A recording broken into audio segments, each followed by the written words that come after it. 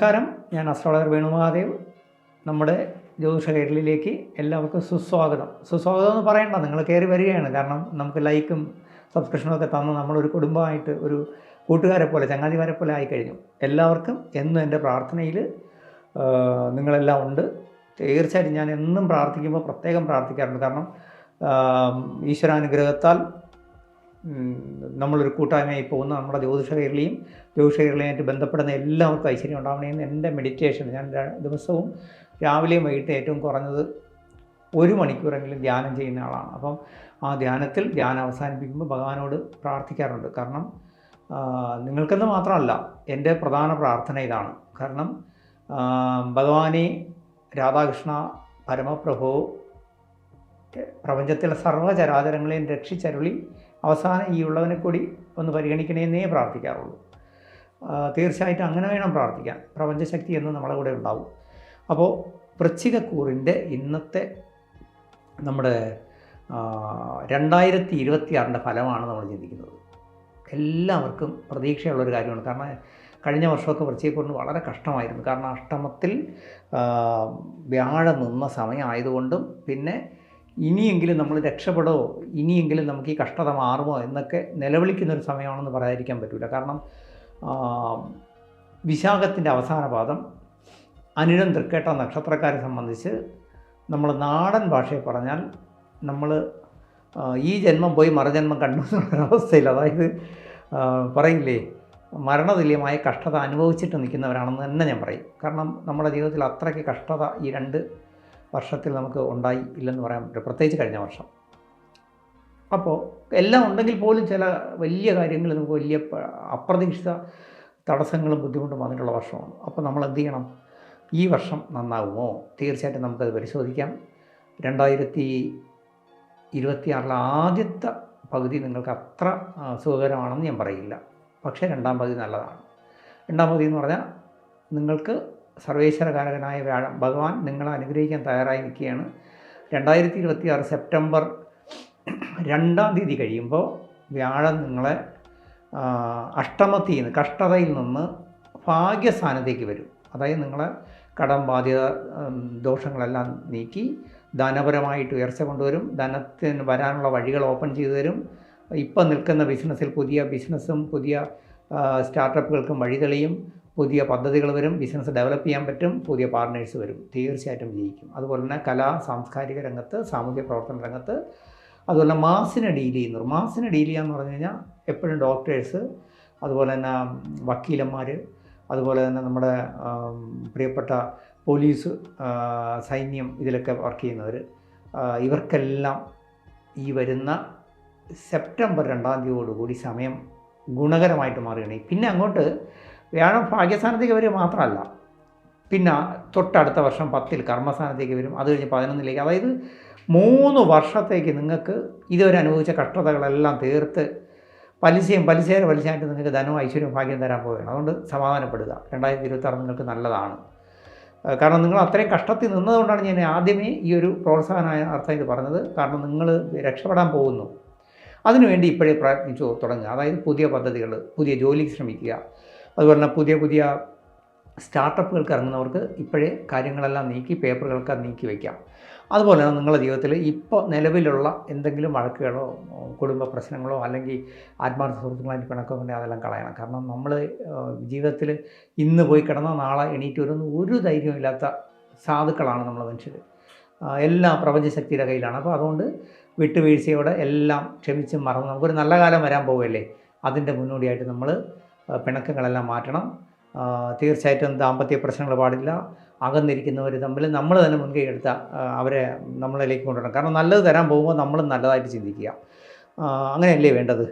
2ാം പകുതി, അതായത് സെപ്റ്റംബർ 2026 തൊട്ട് നിങ്ങൾക്ക് ധാരാളം ധനവും ഐശ്വര്യവും ആരോഗ്യത്തിന് ഗുണം വരും. അതുപോലെ തന്നെ കല്യാണം നടക്കാത്തവർക്ക് കല്യാണം നടക്കും. പ്രണയം വിജയിക്കും, സാഫല്യത്തിലെത്തും. പുതിയ പ്രണയങ്ങളുണ്ടായി വരും. ജോലിക്ക് ശ്രമിച്ചവർക്ക് ജോലി കിട്ടും, നല്ല ജോലി കിട്ടും. നിലവിലുള്ള ജോലിയിൽ നിന്ന് മാറി പുതിയ ജോലിയിലേക്ക് പോകാൻ കഴിയും. എല്ലാ മേഖലകളിലും ഉന്നതി വരും. നിങ്ങളുടെ സ്വപ്ന പദ്ധതികൾ യാഥാർത്ഥ്യമാകും. അപ്പോൾ ഇതൊക്കെ കേട്ടപ്പോൾ സന്തോഷമായില്ലേ? പക്ഷേ ആദ്യത്തെ പകുതി നിങ്ങൾ ശ്രദ്ധിച്ചേ പറ്റുള്ളൂ. ആദ്യത്തെ പകുതി എന്ന് പറഞ്ഞാൽ നമ്മളിപ്പം നിലവിൽ നടന്ന അവസ്ഥ വീണ്ടും കണ്ടിന്യൂ ചെയ്യാണ് സെപ്റ്റംബർ വരെ. അപ്പോൾ എന്ത് ചെയ്യണം? ഈ ആദ്യത്തെ പകുതിയിൽ ചെലവ് ചുരുക്കുക, അതുപോലെ തന്നെ അന്യരുടെ കാര്യത്തിൽ ഇപ്പോൾ ഒരുപാട് ഇടപെടാതിരിക്കുക സെപ്റ്റംബർ വരെ. അതുപോലെ തന്നെ ജാമ്യം, മറ്റുള്ളവരുടെ കാര്യത്തിൽ നമ്മൾ വക്കാലത്ത് പറയാൻ പോവുക, മീഡിയേഷന് പോവുക, ഇതൊന്നും പാടില്ല. നമ്മുടെ വിലപ്പെട്ട സമയം മറ്റുള്ളവർക്ക് വേണ്ടി സഹായിക്കാൻ പോയും മറ്റുള്ളവർക്ക് വേണ്ടി ധനം കൊടുത്തും പഴിയും നന്ദികേടും വാങ്ങിക്കാൻ പോകരുത്. സ്വന്തം കാര്യം സിന്ദാബാദ്, ദൈവമേ എന്നും പറഞ്ഞ് അവനവനും അവനവൻ്റെ കുടുംബം നോക്കി നമ്മൾ പോയാൽ നിങ്ങൾക്ക് സെപ്റ്റംബർ കഴിയുമ്പോൾ ഭാഗ്യം വരെയാണ്, അതുവരെ സുഖമായിട്ട് പോകാൻ പറ്റും. ഇല്ലെങ്കിൽ ശ്രദ്ധിക്കണം. അതുപോലെ തന്നെ സെപ്റ്റംബർ വരെ 2 കാര്യം ശ്രദ്ധിക്കണം. സന്താനങ്ങളുടെ കാര്യത്തിൽ വളരെ ശ്രദ്ധയും ജാഗ്രതയും വേണം. അവരെ ഒന്ന് ഒബ്സർവ് ചെയ്യണം. അവർ പോകുന്ന വഴികൾ, അവരുടെ നീക്കങ്ങളെല്ലാം നമ്മൾ ശ്രദ്ധിക്കണം. എന്നാൽ അവരെ ഒന്ന് പ്രോത്സാഹിപ്പിച്ചാൽ, അവർ കഠിനാധ്വാനം ചെയ്താൽ പരീക്ഷയിലായിരുന്നാലും മറ്റു കാര്യങ്ങൾ വിജയിക്കാൻ കഴിയും. ഇനി പ്രത്യേകിച്ചെന്ന് പറയുന്നത്, ഇനിയിപ്പം പരീക്ഷകളുടെ കാലമാണ്. ഇതിപ്പോൾ ജനുവരി അല്ലേ, നമുക്ക് ഇനിയിപ്പോൾ പുതിയ പുതിയ പരീക്ഷകൾ, എൻട്രൻസുകൾ, മെഡിക്കൽ എൻട്രൻസ്, എഞ്ചിനീയറിംഗ് എൻട്രൻസ്, പുതിയ ഏക്കറിൻ്റെ എൻട്രൻസ്, അങ്ങനെ പുതിയ പുതിയ എൻട്രൻസുകളിലേക്കും പരീക്ഷകളിലേക്കും നമ്മൾ പോകും.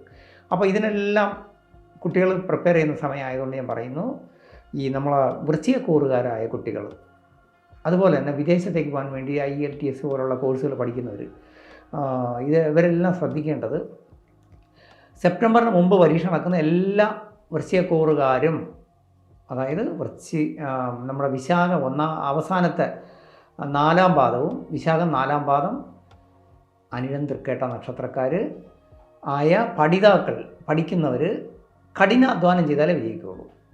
ഉഴപ്പി എങ്ങനെയെങ്കിലും ഭാഗ്യം കൊണ്ട് രക്ഷപ്പെടാൻ പറ്റില്ല. നല്ല കഠിന പ്രയത്നം ചെയ്യുകയും ഒപ്പം തന്നെ സരസ്വതി പ്രീതി വരുത്തുക, ലിപി സരസ്വതി യന്ത്രം ധരിക്കുക, ലിപി സരസ്വതി മന്ത്രങ്ങളോ അല്ലെങ്കിൽ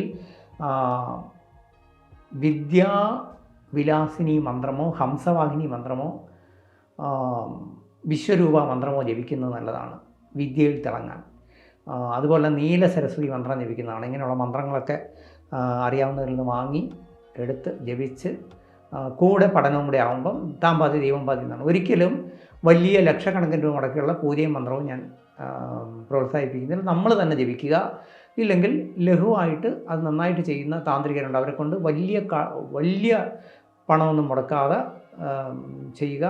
പിന്നെ നിങ്ങളുടെ ജാതകാലം എപ്പോഴും ഈ വൃശ്ചികക്കൂറുകാരെ സപ്പോർട്ട് ചെയ്യുന്നത് സുബ്രഹ്മണ്യനും അതുപോലെ തന്നെ വ്യാഴപ്രീതി നിങ്ങൾക്ക് ഗുണകരമായതുകൊണ്ട് വ്യാഴവുമാണ്. അപ്പോൾ ജാതകാൽ കൂടി ഒന്ന് നോക്കിയിട്ട് മഞ്ഞ പുഷരാഗം ധരിക്കുന്നതും അതുപോലെ ബാലസുബ്രഹ്മണ്യ യന്ത്രം ധരിക്കുന്നതും നിങ്ങൾക്ക് ഈ വിദ്യയിലൊക്കെ, ഞാനിത് എടുത്തു പറയാൻ കാരണം ഇനിയിപ്പോൾ അങ്ങോട്ട് ഇത്തരം മത്സര പരീക്ഷകളുടെ കാലം വരുന്നതുകൊണ്ടാണ് എടുത്ത് പറയുന്നത്, അല്ലെങ്കിൽ ഇത് പറയില്ലായിരുന്നു. ഇനി അങ്ങോട്ട് നമ്മൾ ശ്രദ്ധിക്കേണ്ട കാര്യങ്ങൾ ഇതൊക്കെയാണ്. ജീവിതത്തിൽ വളരെ ശ്രദ്ധ പുലർത്തണം. പക്ഷേ 2026 സെപ്റ്റംബർ വരെ ഞാൻ നേരത്തെ പറഞ്ഞ സാമൂഹ്യ പ്രവർത്തനം, അതുപോലെ തന്നെ സോഷ്യൽ വർക്കുകൾ, കലാപ്രവർത്തകർ, സെലിബ്രിറ്റികൾ, ഒരുപാട് മാസമായിട്ട് ഇടപഴകുന്ന എല്ലാ വ്യക്തികളും, സമൂഹമായിട്ട് എപ്പോഴും ചേർന്ന് പ്രവർത്തിക്കേണ്ടി വരുന്നവർ, മാസിനെ ഡീൽ ചെയ്യേണ്ടി വരുന്നവരെല്ലാം ശ്രദ്ധിക്കേണ്ടത്, കൂടെ നിൽക്കുന്നവരെല്ലാം ചതി വരാതെ സൂക്ഷിക്കുക, രഹസ്യ ഇടപാടുകളിൽ നിന്ന് ഒഴിഞ്ഞു നിൽക്കുക, അപ്രതീക്ഷിതമായി ഉണ്ടാകുന്ന സോഷ്യൽ മീഡിയ വഴിയൊക്കെയുള്ള സുഹൃത്തുക്കളെയും ബന്ധുക്കളെയൊക്കെ വളരെ ജാഗ്രതയോടെ നിരീക്ഷിക്കുക.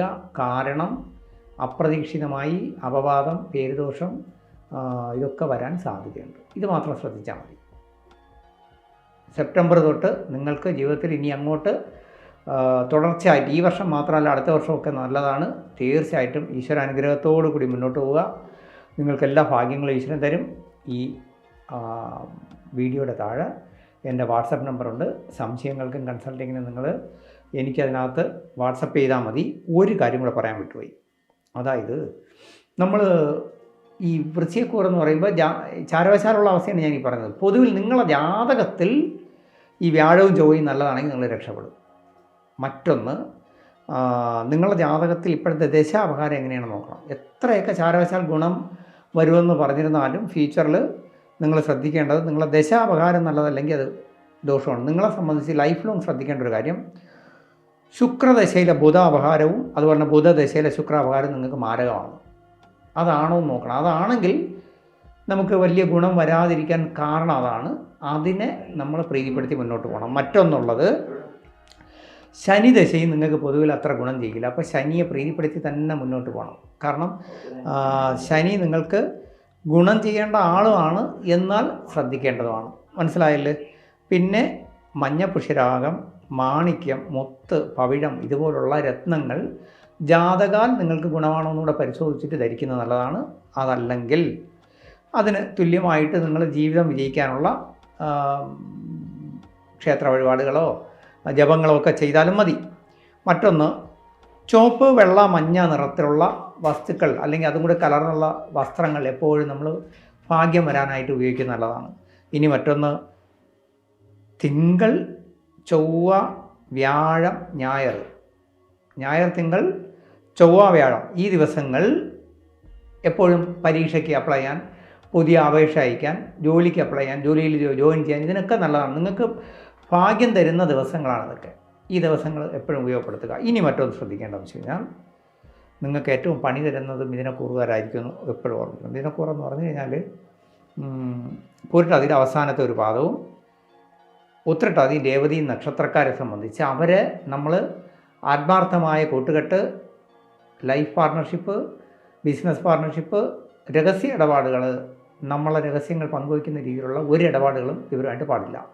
അവർ നിങ്ങൾക്ക് ഒരു ദോഷവും ചെയ്യുമെന്നല്ല, ആ നക്ഷത്രങ്ങൾക്ക് നിങ്ങളുടെ നക്ഷത്രമായിട്ട് അല്ലെങ്കിൽ നിങ്ങളുടെ കൂറുമായിട്ട് ആൻറ്റി ആയതുകൊണ്ട് എപ്പോഴും വിരുദ്ധതയാണ്. എല്ലാം ഗുണത്തിന് വേണ്ടി ചെയ്താൽ അത് ദോഷമായി മാറുമെന്നുള്ളതുകൊണ്ടാണ് അത് പാടില്ല എന്ന് പറഞ്ഞത്. ഈ വരുന്ന ആ ദിവസം, അതായത് ഈ മിഥുനക്കൂറിൻ്റെ ഈ നക്ഷത്രം വരുന്ന ദിവസങ്ങളും പ്രധാനപ്പെട്ട ഒരു കാര്യത്തിന് എടുക്കരുത്, ഗുണം ചെയ്യില്ല. ഒരു യാത്രയ്ക്കായിരുന്നാലും പ്രധാനപ്പെട്ട കാര്യങ്ങൾക്ക് അപേക്ഷ അയക്കാനൊന്നും എടുക്കരുത്. അതായത് പൂരിട്ടാതി, ഉത്രട്ടാതി, രേവതി ഇതെപ്പോഴും ജീവിതത്തിൽ ശ്രദ്ധിച്ചാൽ ജീവിതം വിജയിക്കും. നിങ്ങൾക്ക് എല്ലാ രീതിയിലും എൻ്റെ പ്രാർത്ഥനയുണ്ടാവും. നിങ്ങൾ തരുന്ന ലൈക്കും സബ്സ്ക്രിപ്ഷനും എന്നും പ്രപഞ്ചശക്തിയുടെ പേരിൽ എൻ്റെ പ്രാർത്ഥനയും അനുഗ്രഹവും ഉണ്ടാവും. എൻ്റെ പ്രാർത്ഥനയിലുണ്ട്. ഭഗവാൻ എന്നും നിങ്ങളെ അനുഗ്രഹിക്കും. ഹരേ കൃഷ്ണ, ഹരേ കൃഷ്ണ. നന്നായി വരട്ടെ.